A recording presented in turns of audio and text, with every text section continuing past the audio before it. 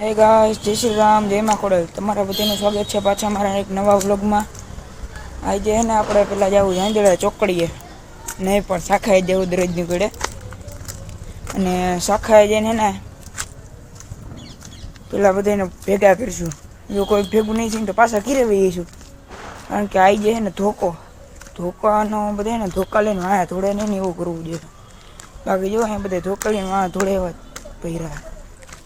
હાલો તો ડાયરેક્ટ હવે શાખાએ મળીએ. અમે પાછા શાખાએ પૂગી ગયા અને રસ્તામાં સબસ્ક્રાઈબર મળી ગયા જોવા બધા. હવે એને પેલો જોયું શાખામાં કોણ કોણ છે, કોઈ ન હોય તો પછી ભેગા કરી માણા. આયુષ, ઓ દીપભાઈ કાંજાણી મળી ગયા અહીંયા. જોઈ શકો છો તમે, આ દીપ કાંજાણી છે. રામ રામ બોલે દીપભાઈ. રામ રામ. નવો રાય છે કઈ તમારે? જોજો કોક ધોકો લઈને આ તોડે નહીં. હા તો ભલે. ના એ નથી આવ્યું, કોઈ નથી.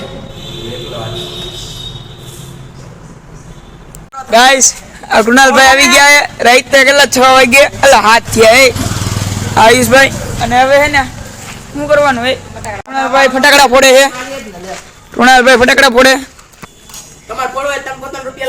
હા, અમારે બહુ ભીખ માંગો કા. હવે હે ને શાખાએ તો ખાલી દીપભાઈ કાંજાણી જતા. હવે રાત પડી ગઈ અને હું ઘરે જાઉં છું. આજનો લોકો અહીંયા જ પૂરો થાય. જય શ્રી રામ, જય માં ખોડલ.